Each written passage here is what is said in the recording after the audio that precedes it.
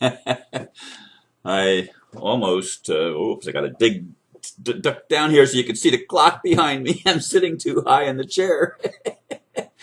I was, as I was waiting for the time to get here, I got an email from my friend Mr. Ed, rumor mill news, that the republic has been restored and Obama is just a common citizen, no longer president of the fraudulent corporation known as the United States of America.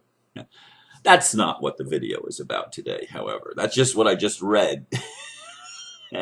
And I haven't even finished reading the article. I just gave it a very quick glance. And it probably is bullshit, but who knows.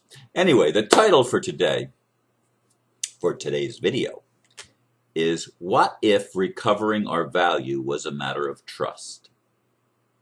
Yesterday, I met for nearly 4 hours with a man named Dale. He is a recovering investment banker who, like the Red Dragon, had a spiritual awakening. He was sent to me by my friend Karen, a lady who has had a vision of starting an intentional community in Costa Rica for many years now. We shared many things with each other, including the importance of family. He has come to believe that the most important unit in the world is the family: father, mother, and child. He does not like his earthly father, yet he honors and loves him. That was the reason he did not make the appointment with me the day before yesterday. He had to attend to the needs of his dad, who was taken to the hospital. Today, I am going to share some of my insights gained as a result of my conversation with Dale. Yeah. Dale's an interesting guy. I was sent, I got really upset because Karen didn't get back to me, and I was supposed to meet with him, as you remember, the day before yesterday. And I didn't get any callbacks from Karen. I didn't hear from him. The time that we were supposed to meet came and went, and I didn't have any patience with that, so I said, I'm not going to see the guy. But then I was notified by Karen in an email that I read when I was talking to the ambassador, and he said, no, you take time and see the guy. And, so I reconsidered, because Karen pointed out that he did have a family emergency, which caused him to be late, and he did not have my contact information. He was contacting me through Karen, who had not provided him with all of the information. So that's why he didn't call me, although he did get the information, and he said he called me later, but I didn't answer. But that call didn't even show up on my caller ID. In any case, I did talk with him, and he stayed overnight instead of getting all of the appointments that he was going to do, which he would have never gotten them 4 appointments in one day done anyway. He spent 4 hours with his first appointment, approximately 4 hours with his second appointment, 4 hours with me, and I'm assuming the 4th appointment was also 4 hours. So they're not just 2-hour appointments, because we have some in-depth conversation going on.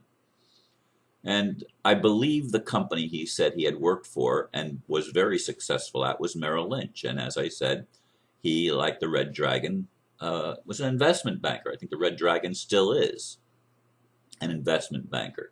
But like the Red Dragon, he had an encounter with Jesus. And unlike the Red Dragon, although I think the Red Dragon is moving in that direction, he sees the importance of religious freedom. Actually, I know the Red Dragon sees that.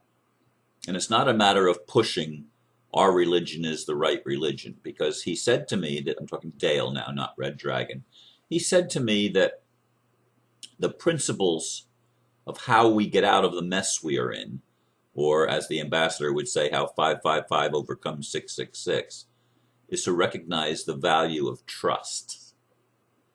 And he said, in a trust, the individual owns nothing.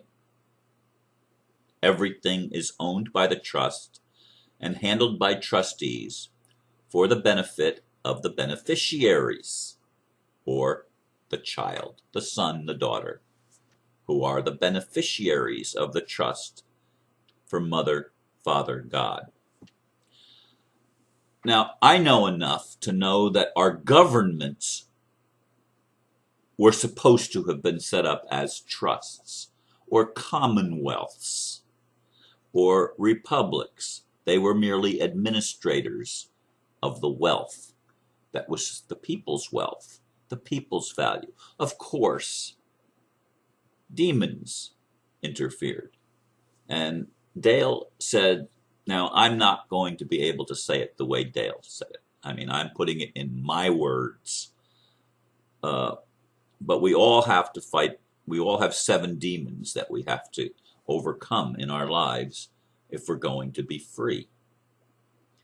And no, I don't know the names of them. I'm going to say it like this because this is Native American thinking.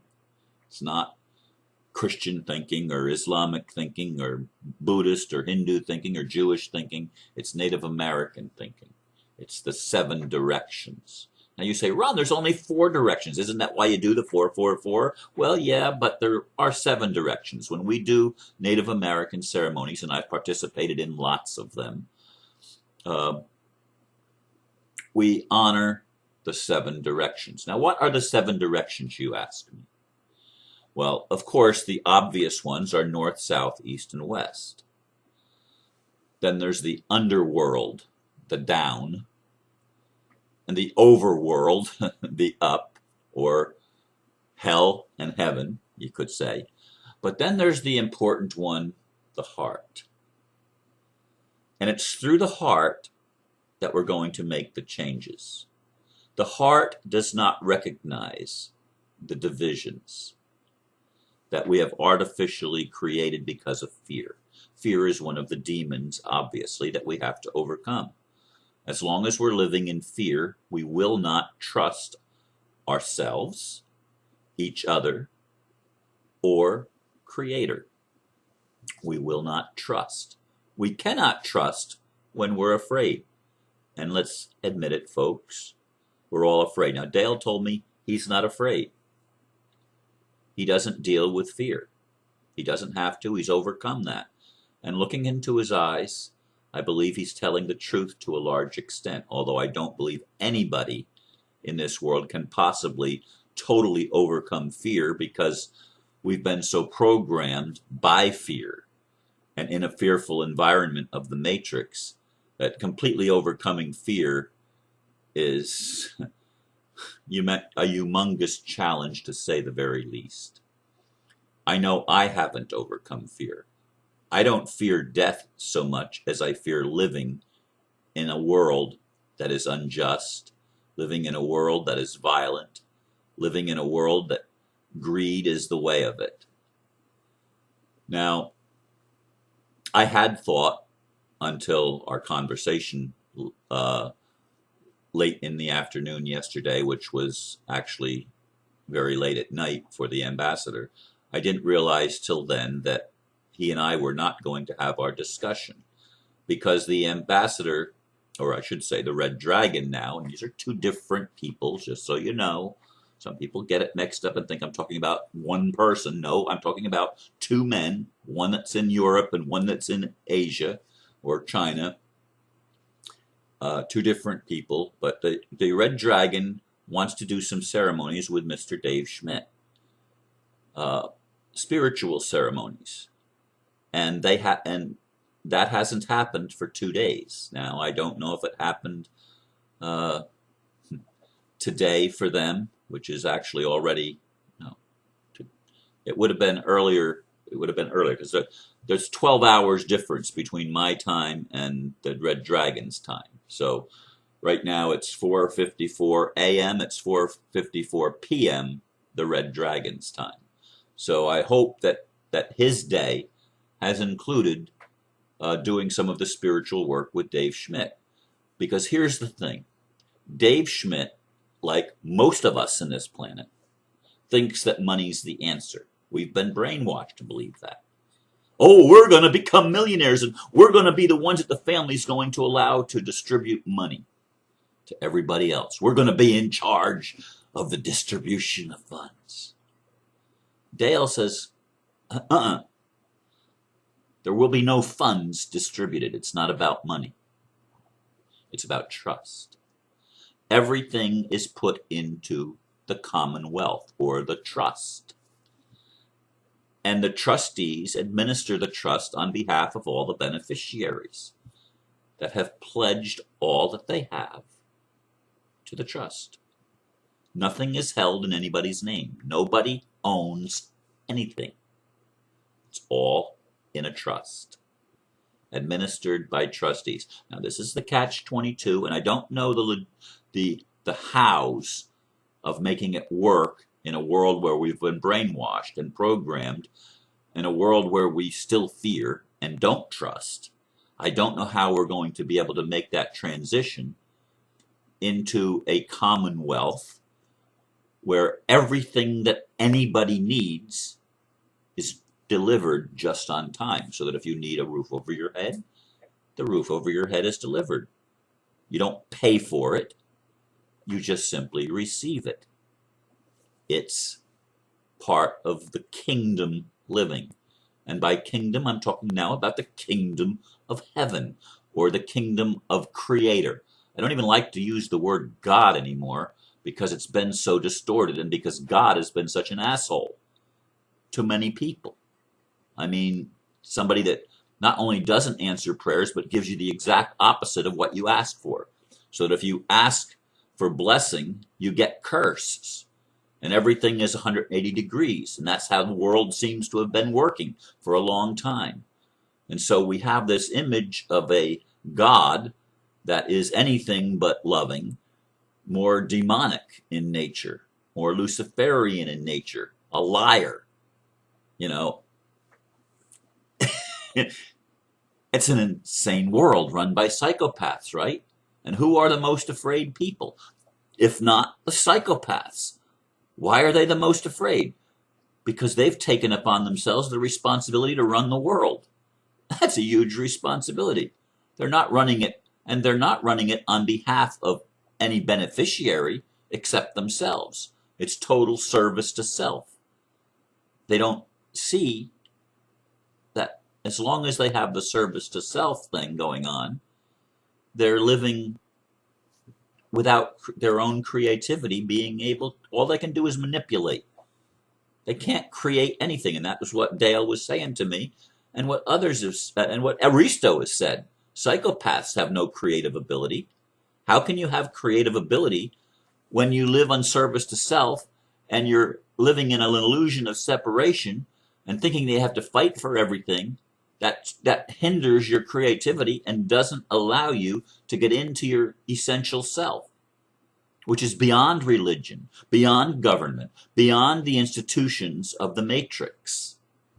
Beyond all of that, we have within us something that is quintessential, the 555, quintessential, to overcome the 666, and it's not going backwards, it's actually going forwards and reclaiming our nature that was created and given to us in the way we were created by the Creator originally, the life force that is within us.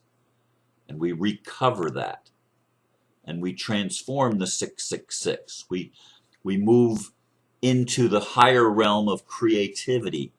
666, remember, is about sex. Okay? But it's recovering our potency, our real power. And it's overcoming the demons, the 7 demons of the 7 churches, using a biblical analysis or reference. But as Dale said, the basic principles of what we need to do is found in all of the holy books. It's not putting the Bible on a pedestal and saying this is our law form like Rusa did. It's not letting the Jews run everything like some people suggest. It's not like a certain rabbi that that the ambassador shared with me from Latin America says that the earth's going to be put back when the Jews gain their rightful place of being able to administer the world on behalf of God. Well, that's ridiculous. But there will have to be trustees, and Dale said that, oh boy, 15 minutes are already past. Dale said that some of the wealthiest billionaires in the world, when they all of a sudden gave away all this money, that there was a tremendous spike, economic boom, because of the influx of all the money that was put in from these billionaires, including Warren Buffett and Bill Gates and others. Now, I'm not saying that I believe Warren Buffett or Bill Gates or some of these billionaires have good hearts, but I am pointing a finger here to Dale and the Red Dragon, who are investment bankers, and yet they have a heart for the people. And everything, if we can get the trust established so that we all become part of a trust, and we learn to trust ourselves, trust each other, and trust God, which is a process of overcoming our inner demons. That's what Dave Schmidt has to do. That's what we all have to do. It's not about money. It's not about having money or having control. It's about sharing. It's about cooperation. It's about moving into a new spiritual paradigm, a new way of thinking, a new way of perceiving the world, a new way of living with each other.